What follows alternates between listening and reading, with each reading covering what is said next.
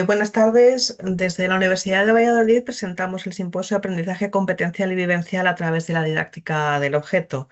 Somos profesores de los 4 campus de la universidad que vamos a tratar sobre la didáctica del objeto, en la que situamos los objetos materiales, tanto cotidianos como ya históricos, en el centro del proceso educativo. Este proceso los utiliza como fuente primaria y recurso de enseñanza manipulativo, en lugar de basarse únicamente en textos o explicaciones abstractas. Es una herramienta estupenda para fomentar el aprendizaje experimental, vivencial y crítico, desarrollando competencias que ayudan tanto a docentes como a alumnos a entender conceptos de pensamiento histórico, de interculturalidad u otras materias que podemos trabajar desde las ciencias sociales, formulando hipótesis y transformando el aula en un espacio de investigación y aprendizaje, potenciando la empatía al intentar reconstruir el contexto y uso de los objetos. A lo largo de las ponencias que integran el simposio, tendremos ocasión de comprobar que los objetos nos facilitan información sobre épocas pasadas, sobre cómo vivían las personas de un momento determinado, cómo vestían, qué instrumentos utilizaban en su trabajo, en su vida cotidiana, etcétera, permitiéndonos desarrollar el conocimiento intercultural y el patrimonio. Los ponentes mostrarán cómo la manipulación de objetos, o un instrumento de trabajo, un mapa o elementos para dominar el agua, fomentan la curiosidad y la observación directa, facilitando la comprensión y, por lo tanto, el proceso de aprendizaje de los alumnos en todas las etapas educativas, sobrepasando la lección teórica. Todo ello mediante un planteamiento didáctico que promueva la indagación y búsqueda de información científica a través de cuestionarios, inferencias que transforman el aula en un lugar de aprendizaje lúdico, sin caer en la trampa de convertir el objeto en un simple juego. Bueno, pues le damos la palabra desde el campus de Soria a Ana María Barrena Medina, que nos va a hablar sobre aprender el agua desde el territorio, didáctica del objeto y aprendizaje vivencial en educación primaria. Cuando quieras. Muchas gracias, Monse. Bueno, yo les voy a presentar una ponencia que lleva por título Aprender el agua desde el territorio, didáctica del objeto y aprendizaje vivencial en educación primaria. En ella planteo una propuesta didáctica centrada en cómo trabajar la educación ambiental en primaria de una forma más significativa. En este trabajo, en esta propuesta, he partido de dos premisas o dos constataciones claras y generalmente aceptadas. La primera de ellas es la importancia de la educación ambiental en todas las etapas educativas, pero sobre todo en las más tempranas. Y la segunda constatación es que, claro, que esta educación ambiental sigue abordándose de una forma superficial, poco vinculada al contexto cercano del alumnado y en muchos casos empleando metodologías poco activas. Así en la práctica no se logra generar una comprensión profunda y un compromiso real con el medio ambiente. Dentro de la educación ambiental, claro, se trata el agua como recurso. Aquí resulta especialmente relevante. A menudo se trabaja con recursos textuales, audiovisuales o incluso visitas puntuales a centros de interpretación. Sin embargo, estas fórmulas no siempre generan un aprendizaje competencial. A veces falta conexión con la experiencia del alumnado, oportunidades para investigar, pensar críticamente y argumentar. Además, muchas veces no es posible llevar al alumnado al territorio o a que vean infraestructuras hidráulicas, como puede ser el Canal de Castilla. Por eso la pregunta es, em, ¿cómo enseñar el valor del agua de una forma situada, activa y significativa, incluso cuando no podemos ir físicamente al territorio? Para ello, defiendo que el territorio también se puede llevar al aula, no siendo necesario viajar hasta él. Así, la respuesta que les estoy planteando es trabajar el agua desde el territorio, llevando ese territorio al agua mediante la didáctica del objeto, es decir, no usar el objeto como simple apoyo visual, sino convertirlo en una fuente de información que el alumnado analiza, interpreta y discute. Este territorio, en este caso, es el Canal de Castilla, pero podría ser otro semejante. Aquí el foco no está en explicar de forma cerrada qué es un canal o una esclusa, sino en convertir esos elementos en un problema a investigar. ¿Cómo regula una esclusa el nivel del agua? ¿Qué usos permite el agua? ¿Qué impactos genera su aprovechamiento? ¿Qué significa protegerla como bien común? La propuesta se apoya en dos ejes. dentro del marco teórico. El primero, la didáctica del objeto, que entrena al alumnado en procedimientos como observar, describir con precisión, identificar partes y relaciones, formular hipótesis y ensayar explicaciones. Y en el segundo lugar, el aprendizaje experimental y competencial, porque el alumnado aprende haciendo, pero también justificando con pruebas y construyendo explicaciones. Además, el agua se aborda aquí desde una perspectiva amplia, como recurso natural, ecosistema, paisaje, patrimonio y memoria del territorio. En cuanto al método, no se presenta una intervención ya aplicada con resultados empíricos, sino un diseño didáctico de tipo estudio de caso orientado a la práctica.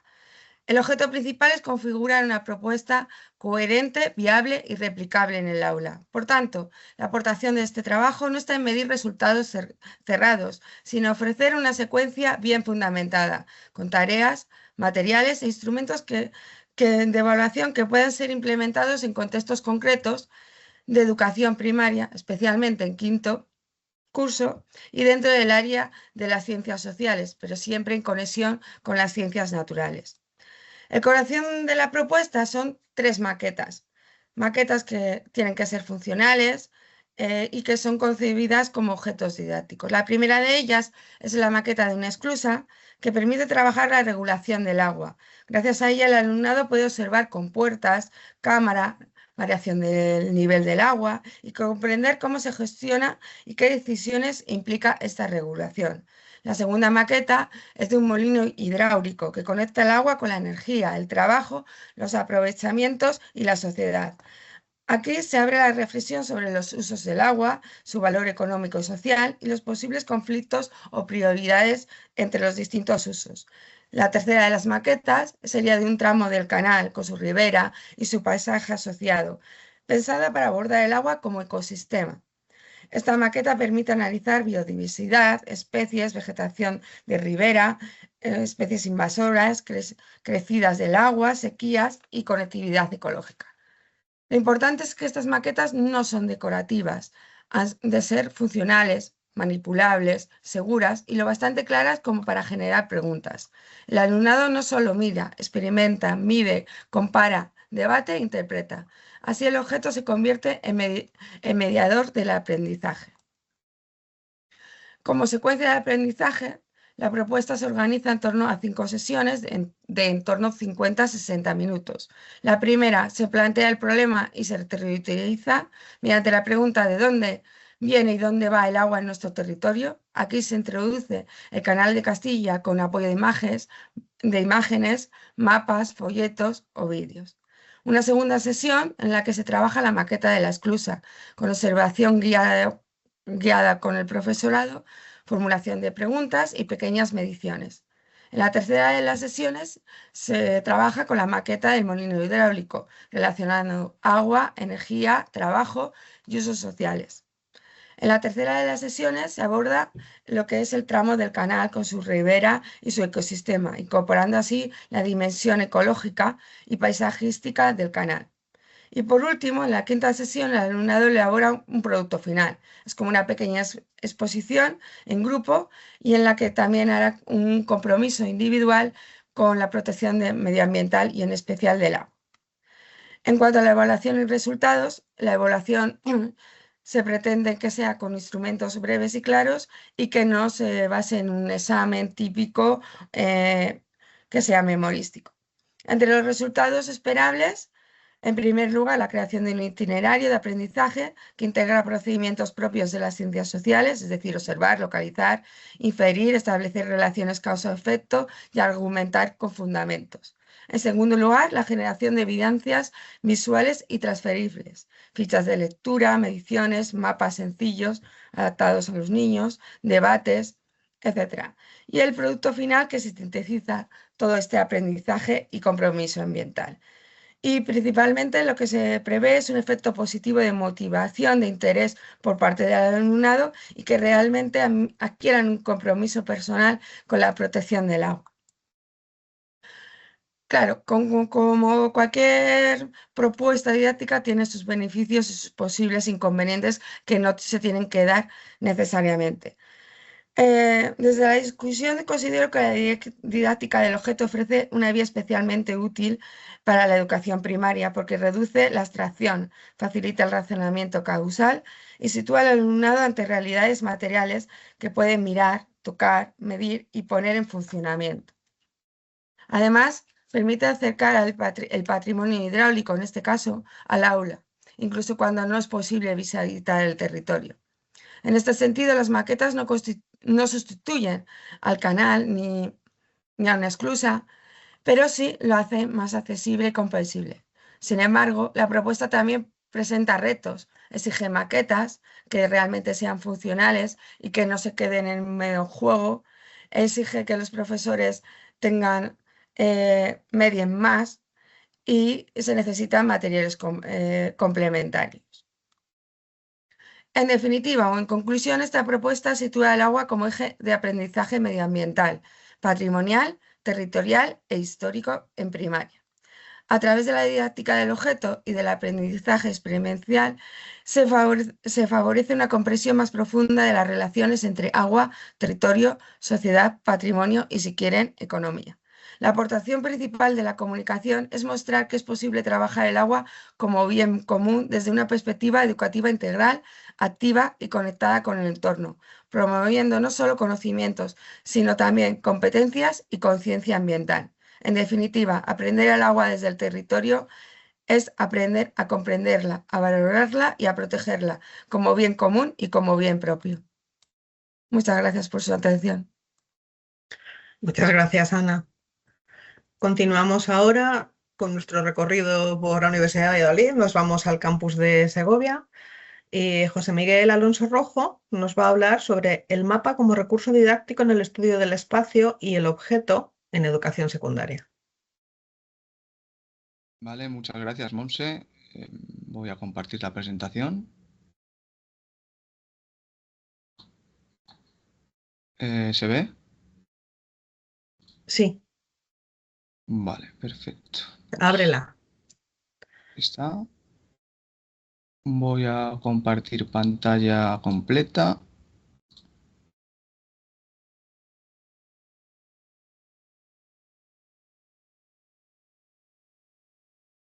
Estaría así, ¿no? Bien. Sí. Bueno, buenas tardes. Como ya me ha presentado la doctora León Guerrero, el trabajo que os voy a presentar es el mapa como recurso didáctico en el estudio del espacio y el objeto en la educación secundaria. A la hora de plantear esta ponencia, nos habíamos marcado 3 retos, que es primero, a través de la didáctica del objeto, trabajar con cartografía histórica o con mapas históricos para que los alumnos trabajen con fuentes históricas originales con el objetivo de que comiencen a desarrollar su pensamiento histórico, además de fomentar su capacidad de observación e interpretación del espacio. En segundo lugar, queríamos hacer una revisión acerca de las competencias y dónde sitúa el currículum todos estos espacios, como es el mapa como objeto didáctico y el estudio del espacio en la asignatura de Geografía e Historia. Y por último, propondremos la realización de actividades de aprendizaje manipulativo y vivencial para mostrar las fuentes cartográficas primarias a los discentes. Y en primer lugar, como metodología, hemos fijado el aprendizaje cooperativo como una de las metodologías activas que emplearemos a la hora de diseñar estas actividades, con la misión de fomentar el trabajo en equipo y la cooperación entre los alumnos, así como el aprendizaje por descubrimiento, el aprendizaje manipulativo y vivencial, que también serán ejes de las actividades a través del uso del mapa. Hemos optado por la consulta directa de fuentes primarias originales, como ya hemos comentado anteriormente, con el objetivo de que el alumno comprenda el origen de la información que posteriormente analizarán. Hemos consultado fuentes cartográficas que se sitúan en archivos como el Archivo General de Indias, el Museo Naval de Madrid, la Biblioteca Nacional de Francia o la Biblioteca Vaticana Apostólica o también en la Biblioteca Laurenciana de Florencia. Nuestro propósito es que los estudiantes se familiaricen con el método histórico, desarrollen competencias investigadoras, a la vez que implementamos este pensamiento histórico con el uso de didácticas de didácticas como son las didácticas del objeto, como es el aprendizaje experiencial o el aprendizaje vivencial. En cuanto a lo que es situar el currículum de España y en concreto de la región a la que pertenecemos, que es Castilla y León, a nivel nacional el decreto 2017-2022 regula todo lo relacionado con la educación secundaria obligatoria, mientras que para la Comunidad Autónoma de Castilla y León vamos a tener el decreto 39/2022 que establece la ordenación del currículo de educación secundaria obligatoria en nuestra Comunidad de Castilla y León. Si nos referimos a los contenidos curriculares del espacio en toda la etapa de la educación secundaria, en primer lugar deberíamos de dirigirnos a primero de la ESO al contenido de retos del mundo actual, donde aparece el primer contenido que sería la ubicación espacial, representación del espacio, orientación y escalas, utilización de recursos digitales e interpretación y elaboración de mapas, esquemas, imágenes y representaciones gráficas. Tecnologías de la información geográfica TIG. Igualmente, en este mismo bloque de primero de la ESO, pero esta vez en el bloque B de sociedades y territorios, encontraríamos el contenido de las fuentes históricas y arqueológicas como base para la construcción del conocimiento histórico, objetos, fuentes y artefactos como fuente para la historia y el legado inmaterial, el significado de los archivos, bibliotecas, museos y el legado histórico-cultural como patrimonio colectivo.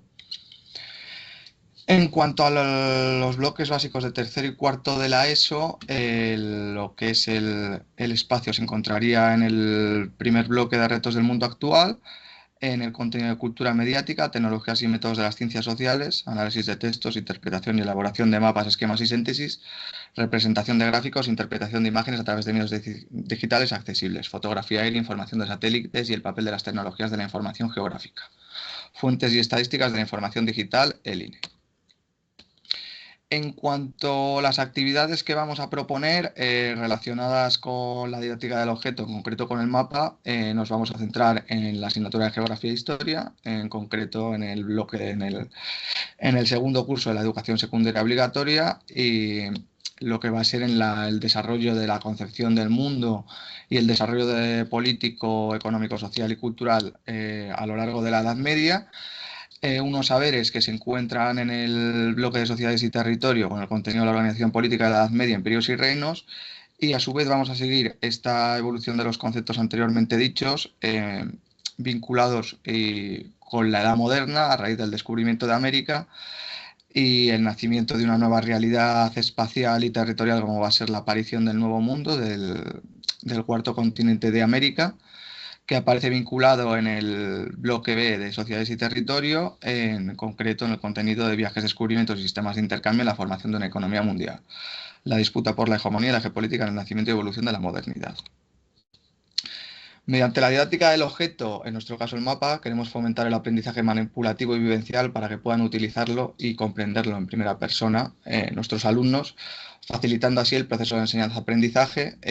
Creemos lógico atraer el conocimiento de la cartografía histórica a clase, que el mapa nos sirva como objeto para atraer a los alumnos una fuente primaria histórica como son los mapas, para que aprendan un poco cómo se mostraba, cuál era la visión tanto política como social como cultural de cada época cuando se realizaron estos mapas, y que tuvo su reflejo en la cartografía para que aprendan cómo se reflejaban los mitos, las creencias, la religiosidad, todo lo relacionado con lo que es la sociedad de la Edad Media y cómo va a tener una evolución a través de la cartografía, a través del pensamiento, y queremos ver cómo los alumnos aprenden y asimilan esos conceptos a través de la cartografía.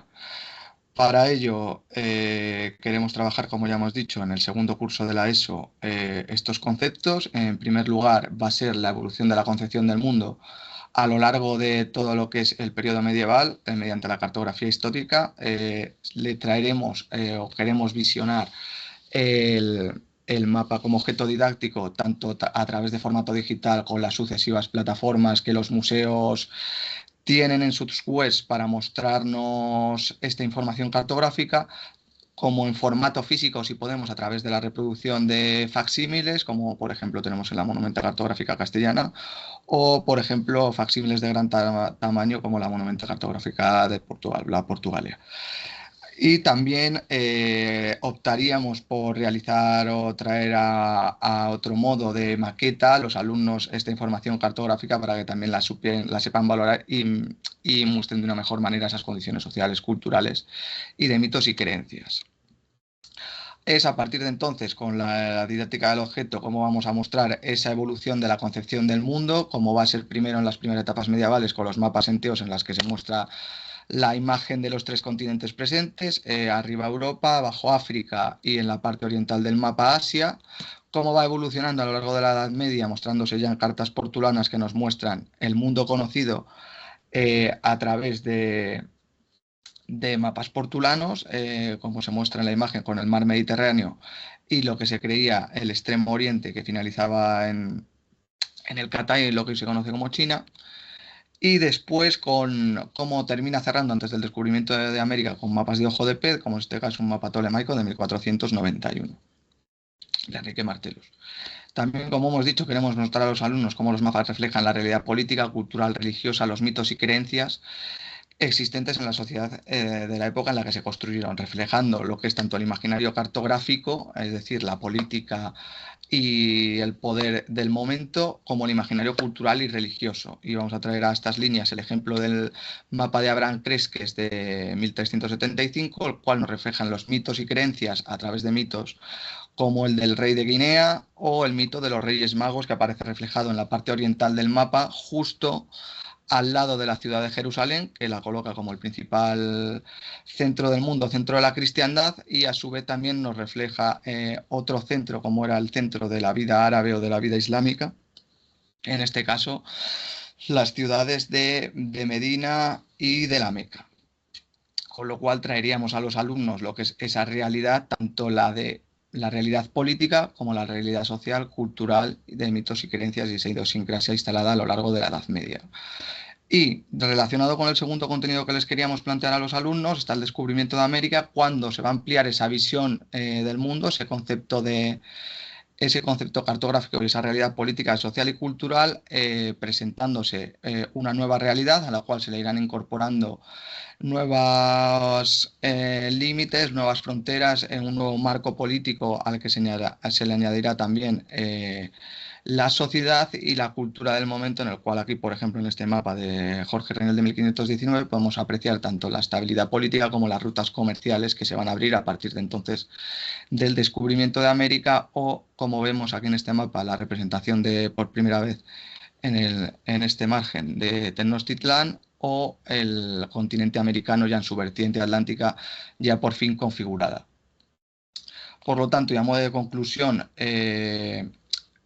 pretendemos que el mapa se forje como un objeto didáctico fundamental que mediante el aprendizaje experiencial, mediante el aprendizaje competencial y mediante el aprendizaje vivencial logre facilitar en gran medida el proceso de enseñanza-aprendizaje en nuestros alumnos, forjando así a la vez una base crítica, un pensamiento histórico, sentando las primeras bases de ese pensamiento histórico con el cual fomente su capacidad de observación e interpretación del espacio y del mundo que le rodea. Y también proponemos traer a las clases las fuentes históricas de los museos al aula para que ellos mismos interactúen con ellas y después proponerles diversas actividades, como puede ser la realización de un proyecto ABP, la realización de maquetas o la realización o la evolución a través de lo que es un ABP de la evolución de la concepción del mundo o la evolución de la sociedad medieval y moderna a través de los mitos y creencias y religiosidad que se habían establecido en la cartografía. Muchas gracias.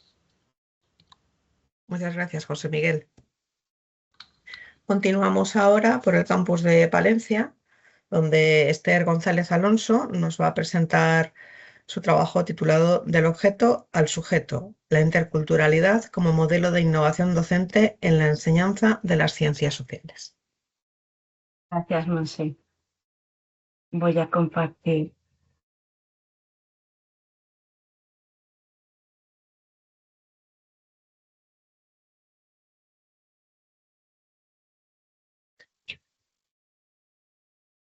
Esther, vete a la primera diapositiva.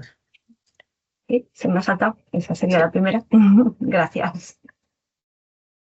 Bueno, pues la experiencia que yo voy a presentar se enmarca dentro de un proyecto de innovación docente, que es un proyecto ya de continuidad. Por ello quiero, desde el inicio, bueno, pues agradecer el apoyo de mi institución, pero también de las 50 personas que han formado parte de este equipo de investigación, porque sin ellas, obviamente, pues esto no hubiera sido posible. Esta propuesta tiene un especial valor desde la formación inicial de maestras y maestros en el ámbito de la didáctica de las ciencias sociales, porque primero sitúa el patrimonio y la memoria entre el diálogo generacional y además la interculturalidad funciona como un eje central dentro de la práctica docente, provocando un análisis crítico, inclusivo y generando actitudes socialmente comprometidas. En este proyecto, uno de los fundamentos es entender la cultura no como un legado fijo, estático, cerrado o meramente conservacionista, ¿no? que se va acumulando, sino como un proceso dinámico y plural. Un proceso que está en constante transformación y que además el propio alumnado y todas las personas participantes en el proyecto van a ir transformando y van a ir viendo cómo esto va sucediendo. Desde esta perspectiva, además, el patrimonio inmaterial y el propio patrimonio material, todos los objetos que van a formar parte del proyecto, generan un sistema vivo. Es un sistema que recrea y que se va generando y regenerando con cada acto y con cada una de las generaciones que va aportando. Por tanto, no se limita solamente a mostrar tradiciones, a mostrar la memoria antigua, sino que esas interacciones sociales lo que va provocando es que se actualice continuamente el proceso y que se vaya generando nuevos repertorios. En cuanto a los fundamentos teóricos, es importante tener en cuenta que se articula sobre estos 4 pilares, que son la interdisciplinariedad, la interculturalidad, la transgeneracionalidad y los ODS presentes en la Agenda 2030, que forman parte transversal de todo nuestro sistema educativo y formativo. La combinación entre todos estos elementos permite además situar la educación patrimonial no solo en la transmisión de contenidos, sino también en la práctica formativa integral. Esto nos ayuda a estar comprometidos con la inclusión, la equidad, la convivencia democrática y la construcción compartida del conocimiento, todos ellos ejes temáticos de la didáctica de las ciencias sociales. Los objetivos iniciales que nos planteábamos en el proyecto van desde una lógica claramente pedagógica, que se basa en favorecer, por una parte, esa transmisión patrimonial, generar un diálogo intergeneracional entre educación infantil, educación primaria, jóvenes de institutos, pero también entre nuestro alumnado de la educación universitaria y tercer sector, con asociaciones, personas mayores de residencias y distintas asociaciones. Y lo que nos ayuda es, primero, a tener la interculturalidad como un eje presente, no como un añadido, sino como algo que está presente desde el inicio en nuestro proyecto.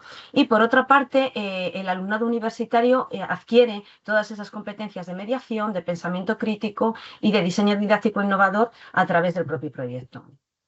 Trabajamos desde una metodología holística, fundamentalmente participativa, y nos basamos en el diseño universal del aprendizaje.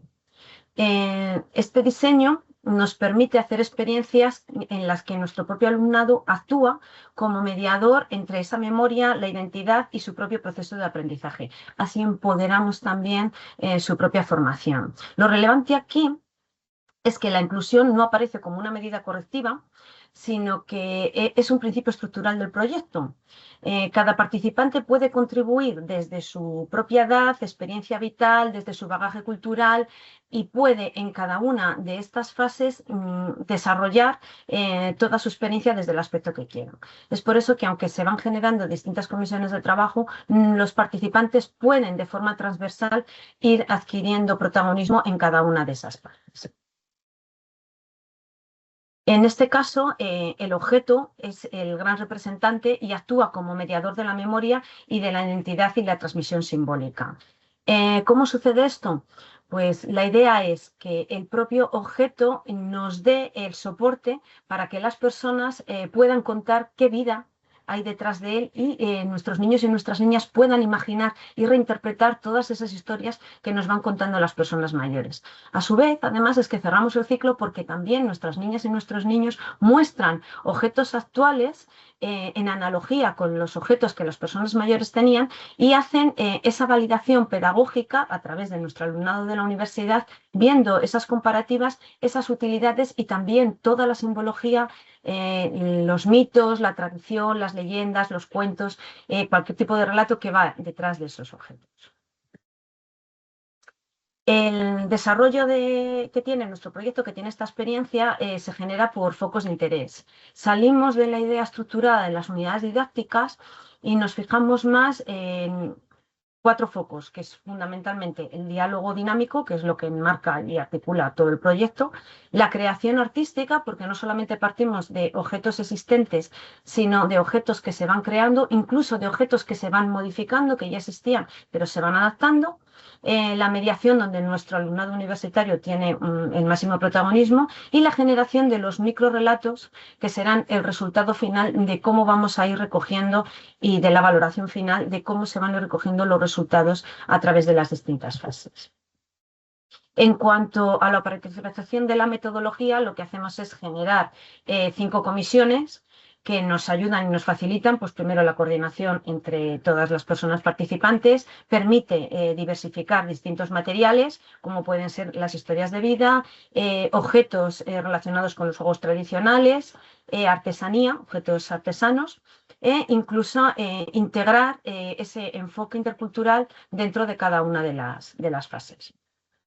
También esto hace posible que sea, bueno, pues mucho más rico y pedagógicamente más instructivo toda la producción artística.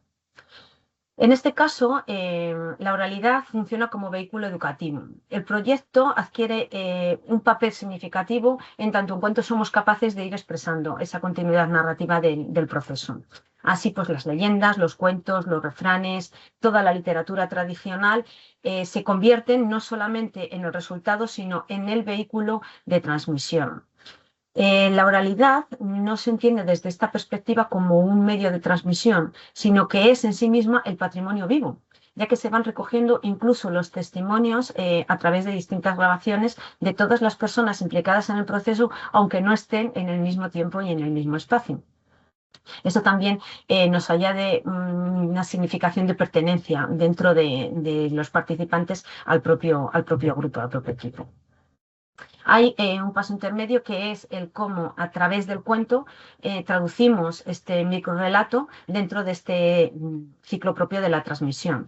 Lo que hacemos es generar un tránsito que muestra cómo la memoria narrada puede ser interpretada y reformulada por las distintas generaciones. El resultado así no es solamente una mera reducción textual, sino que hay una condensación muy simbólica que preserva los significados culturales. Entonces, la comparativa es muy significativa porque vemos de dónde empiezan las historias a través de un objeto, cómo van continuando y cómo terminan el ciclo en las personas de otras edades que intentan retransmitir a sus compañeros y compañeras que han entendido de toda esa expresión. En este caso, además, al ser una herramienta pedagógica, lo que nos ayuda también es a generar distintos significados dentro del aula, ayuda a hacer esa transformación simbólica histórica a lo largo de los distintos momentos y de la evolución histórica, y hay una validación pedagógica por parte de nuestro alumnado, siempre con la coordinación del profesorado universitario que interviene en el proyecto. Hay una perspectiva fundamental también, que es la antropológica, y en este caso una perspectiva inclusiva de género, que hace que las mujeres sean, en este caso, muy protagonistas del proceso. Desde esta perspectiva, el proyecto reconoce el papel de la mujer como transmisora fundamental de la memoria colectiva. Son las abuelas, las personas mayores, las que nos van contando y las que van transmitiendo esos legados históricos, esos cuentos, esas moralejas. En este caso, aparecen como figuras principales y protagonistas, y son realmente ellas las que son el agente de continuidad cultural. También para nosotros el recuperar sus voces implica corregir esa invisibilización de la mujer mayor en la sociedad, y permite dar voz y dar visibilidad a los saberes de las mujeres que tienen un enorme valor en la vida cotidiana y experiencial a lo largo del tiempo. En cuanto a los resultados y al impacto que ha tenido este proyecto de innovación, pues bueno, lo mostramos en 3 planos que son planos complementarios. Por una parte está el plano social, que fortalece vínculos transgeneracionales y donde se visibiliza además todo el patrimonio material e inmaterial a lo largo de las distintas generaciones. Tenemos, por otro lado, la pata de formación universitaria, ya que todo este proyecto forma parte de la formación inicial de los futuros y futuras docentes, y por otra parte también tenemos la producción en el plano científico, donde el proyecto genera múltiples materiales, datos cualitativos y cuantitativos que nos van dando distintas posibilidades de investigación educativa, incluso finalizada ya la fase de intervención. Se generan múltiples materiales y recursos a través de todas las comisiones de intervención, como pueden ser pues, los objetos artesanales, que son piezas elaboradas. Ahí tenemos una imagen de los rayoles, de las antiguas baldosas propias y pertenecientes a la cultura de la Comunidad Valenciana. Tenemos distinta vestimenta intercultural que visibiliza esa riqueza de la diversidad. Tenemos elementos que forman parte, objetos que forman parte de los juegos populares, que además son una expresión lúdica del patrimonio, lo que también nos ayuda a involucrar y motivar a nuestros niños y niñas más pequeñas.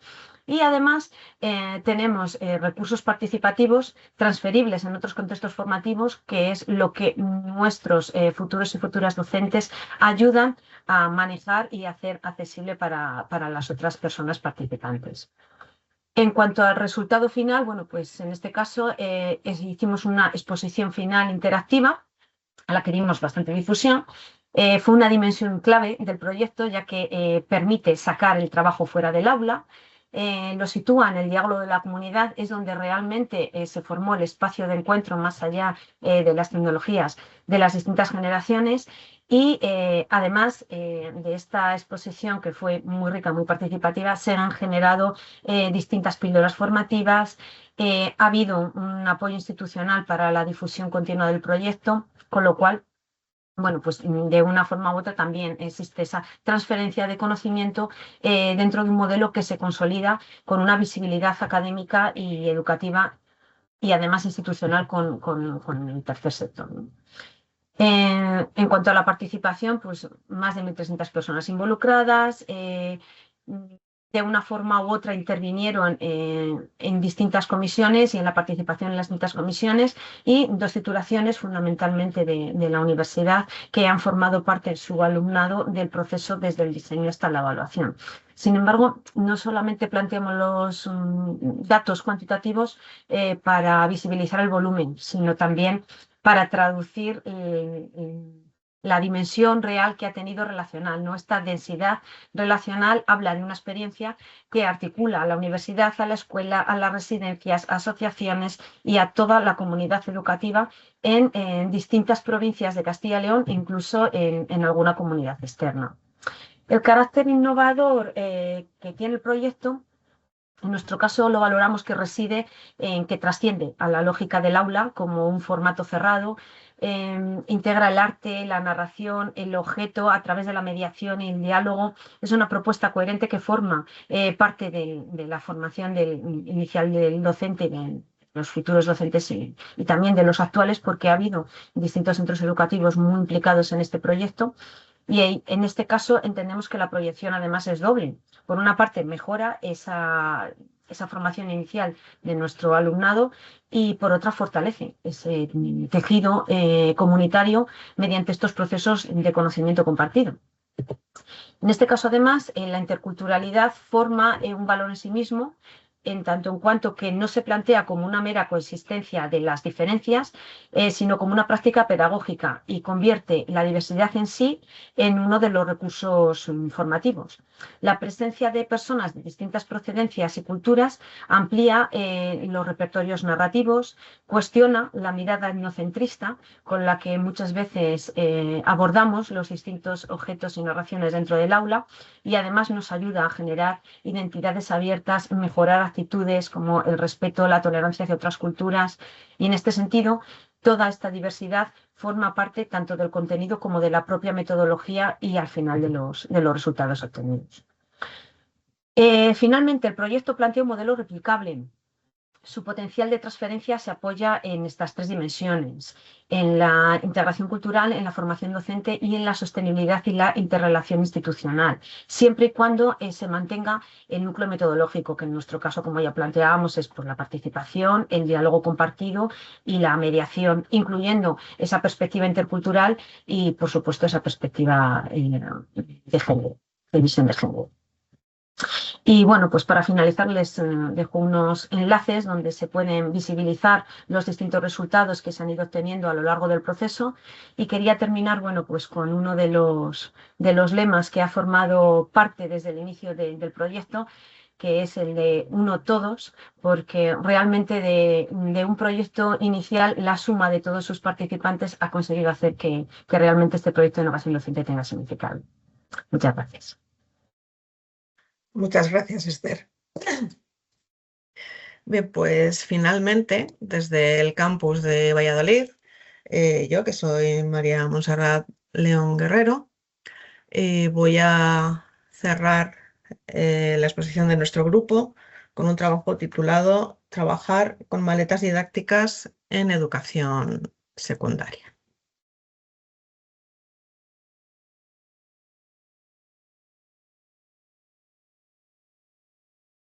Bien, el enfoque pedagógico de la didáctica del objeto se centra en cómo utilizarlos como fuente primaria y recurso del proceso de enseñanza-aprendizaje a través de la experiencia, permitiendo que el estudiante formule hipótesis de manera que entre profesorado y alumnado transformemos el aula en un espacio de investigación de manera que se pueda entender conceptos de historia, ciencias sociales en general.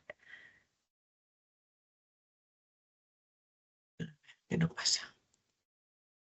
Durante el presente curso desarrollamos una experiencia didáctica con los alumnos del máster de educación secundaria sobre la importancia que tiene el uso de la didáctica del objeto en el aula. Comenzamos presentando teóricamente a los alumnos la metodología, y una vez tuvieron una idea de en qué consiste y qué relevancia puede llegar a tener, pusimos en práctica cómo conseguir un aprendizaje competencial y vivencial a través de la didáctica del objeto mediante dos experiencias distintas y complementarias. Una, la que vemos aquí, los objetos obtenidos en las maletas didácticas del Museo Etnográfico del Reino de Pamplona, a través del préstamo que hace de maletas didácticas en su proyecto Museo Itinerante 100 objetos para hacer historia. Nos prestaron 2 maletas que veremos a continuación. Y una segunda sesión llevando al aula objetos, artefactos y reproducciones de distintas épocas, con la presencia de José Luis González Llamas, arqueólogo y antropólogo, quien realiza estas reproducciones y lleva a cabo con distintas etapas educativas, y lleva a cabo aulas didácticas sobre antropología, arqueología y otros temas. Nos vamos a centrar en este caso en el primero de los ejemplos, en la sesión dedicada a las unidades didácticas. Debemos dejar claro a nuestros alumnos que los objetos son considerados una fuente primaria que aporta valiosa información sobre épocas anteriores, facilitando el desarrollo del pensamiento histórico sin basarse solamente en textos y explicaciones más abstractas. Esta metodología transforma la curiosidad natural en conocimiento estructurado, y al observar y preguntar, el alumnado desarrolla habilidades de investigación centrándose en la manipulación directa de los objetos, fomentando la curiosidad, el pensamiento crítico, el pensamiento histórico, la empatía y la capacidad de análisis. Los objetos son fuentes de información que, con un proceso de interrogación adecuado, facilitan el desarrollo del aprendizaje significativo, potenciando el pensamiento inductivo y el hipotético deductivo mediante la aplicación de técnicas que el historiador aplica a la investigación. Y las maletas didácticas ayudan a entender conceptos abstractos al asociarlos con un elemento tangible y facilitan la interdisciplinariedad entre áreas como arte, historia o antropología, y además son un nexo de unión entre museo y escuela. Señalar que las maletas, además de los objetos a estudiar, bien sean originales o reproducciones, contienen guías metodológicas de actividades que permiten profundizar de manera práctica en el conocimiento de diferentes disciplinas. Comentar que el principal objetivo de esta propuesta es estimular y facilitar en las aulas el aprendizaje de la historia a través de objetos, a partir de la interrogación y el análisis. Coincidimos con los objetivos que plantea el museo en la guía que señaló, sobre todo identificar y nombrar y clasificar fuentes históricas, entender que los acontecimientos y procesos ocurren a lo largo del tiempo y a la vez en el tiempo, es decir, la diacronía y la sincronía, y reconocer que el pasado influye en el presente y en los posibles futuros. De esa manera decidimos pasar de la teoría a la práctica en el aula y adaptamos la propuesta en 3 etapas. Un comentario conjunto de los objetos de las 2 maletas, que ahora vamos a ver, un análisis en pareja de uno de los objetos de cada maleta, siguiendo la ficha propuesta por el museo, y que teniendo en cuenta tanto la parte teórica como práctica, el alumnado hiciera una reflexión escrita donde debían relacionarlo, tanto lo uno como lo otro, haciendo una interpretación y validación crítica al respecto. Así, curiosamente, aunque les dije que yo iba a ir al día siguiente a clase con maletas didácticas, cuando me vieron aparecer literalmente con el trolley, el carrito con ruedas, se sorprendieron muchísimo. Les dije que teníamos 2 maletas que nos había ofrecido el Museo de Pamplona y que íbamos a abrirlas un poco a ciegas para saber cuál era la temática de todas ellas. El museo ofrece este listado de 10 maletas. Yo les puse el listado a ciegas sin que supieran cuáles eran, para que según íbamos sacando uno a uno los objetos, fueran interpretando, fueran valorando, vieran lo que les transmitía y que después hiciéramos un pequeño juego de detective para pensar a qué maleta pertenecían cada una de los objetos. Entonces, la primera de ellas fue la de infancia, en la que vemos algunos de los objetos como el juego de la rana, una cocinita, el juego de las tabas. Evidentemente son artículos ya que pertenecen, la mayoría de ellos, al siglo XX, incluso algunos al siglo XIX. En este caso sí que son objetos originales que conservan en el museo. Y los alumnos estuvieron sorprendidos. Algunos de ellos sí que los identificaron, por ejemplo, el brasero escolar que vemos aquí no lo localizaron. Y estuvimos hablando de que nos ayuda a ver cómo se mantienen algunas costumbres de juego y otras son totalmente distintas. Hablamos también de materiales y maneras de uso manipulativo y observar cómo cambian aspectos de la vida diaria, como el modo de estar caliente en el colegio y en los trabajos que los niños y niñas desarrollan dentro de la familia. La otra maleta, la de mitos y creencias, en la que estuvimos viendo distintas costumbres en espacios geográficos tan cercanos como pueden ser Pamplona y Castilla y León, quizá fue la que más les sorprendió, porque muchos de los objetos no supieron localizarlos.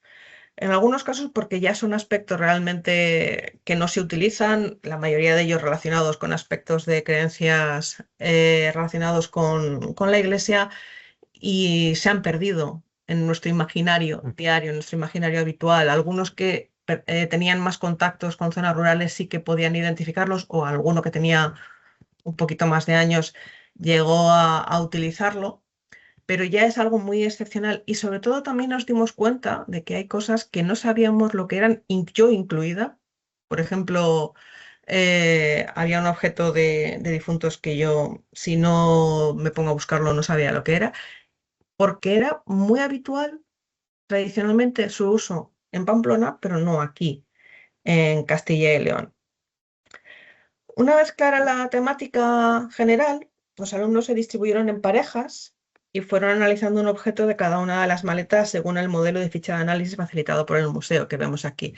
Comentar que trabajé con 40 alumnos, eran 2 grupos distintos dentro del máster, es decir, 20 por aula, de manera que en parejas cada uno de ellos eligió un objeto de una de las maletas para comentarlo. Siguiendo esta ficha, los futuros docentes tuvieron que identificar el objeto y analizarlo desde el punto de vista morfológico, funcional, técnico y económico, también desde un punto de vista sociológico, histórico-cultural, y reflexionaron ante preguntas como ¿para qué sirve funcionalmente? ¿Se utiliza actualmente? ¿Quién hacía uso del objeto? ¿Eran hombres? ¿Eran mujeres? ¿Eran los dos? ¿De qué edad? ¿Su uso era generalizado o restringido? ¿Era accesible y económico para la mayoría? ¿Representa una continuidad o algo existente? ¿Cómo ha evolucionado? ¿Sigue existiendo hoy? De esta manera, y teniendo presentes las reflexiones que comentábamos al principio, Los alumnos llegaron a la conclusión de que trabajar con objetos y otras fuentes primarias es imprescindible en la enseñanza de la historia en las primeras etapas educativas para el desarrollo de las competencias y la interpretación histórica. Para hacer la historia atractiva, los profesores debemos introducir en el aula estrategias que despierten el interés de los alumnos. Los conocimientos históricos les ayudan a entender nuestra sociedad y a desarrollar un razonamiento causal que permita entender qué sucede a su alrededor con elementos de juicio crítico. Los futuros docentes han valorado positivamente esta experiencia y viendo cómo se puede responder a la temida pregunta, profesor, ¿y esto para qué me sirve? Destacando que consideran imprescindible la participación activa del alumnado y contar con la guía constante de los docentes. Con estas maletas didácticas hemos comprobado que es posible traer el método científico al aula. El alumno aprende a interrogar la realidad, a deducir contextos sociales y económicos y a comprender que la historia no es algo que está en los libros, sino algo que se puede tocar, que nos rodea y que nos explica quiénes somos. Utilizar los objetos en el aula permite transformar al estudiante de un espectador pasivo a un investigador activo que puede mostrar sorpresa y atracción por la actividad. Evidentemente, también indicaron algunas dificultades, como que la didáctica del objeto es un gran método, pero ¿cómo utilizaríamos esos objetos en nuestras aulas? ¿Cómo podemos afianzar el aprendizaje con este método? Ya hemos indicado que especialmente la maleta de mitos y creencias supuso dificultades de identificación de los objetos, y eso teniendo en cuenta que ellos poseen un conocimiento más profundo que el de un adolescente de secundaria. Y esto nos llevó a una conclusión. Se debe tener cuidado con la selección de los objetos, mostrando así su preocupación por despertar el interés del alumnado y destacando que el desarrollo del análisis debe ser atractivo y activo. Por lo tanto, estos futuros docentes se mostraron de acuerdo en el poder didáctico de las maletas, sin olvidar que su puesta en práctica conlleva un tiempo de preparación. Aún así, tienen claro que la idea global de que el método expositivo es más rápido tampoco compensa porque también es menos eficaz a largo plazo. Y siguiendo unas palabras de una pareja de alumnos, nos indican, quizás no podamos enseñar toda la historia con objetos, pero sí podemos implementar su uso en momentos determinados para asegurar que el aprendizaje sea significativo y los alumnos se vean capaces de desarrollar su razonamiento crítico y científico. Muchas gracias por su atención. Bueno, pues así cerramos nuestra contribución. Estamos encantados de poder responder a cuantas preguntas vayan surgiendo a lo largo de los días del simposio y un saludo a todos los participantes.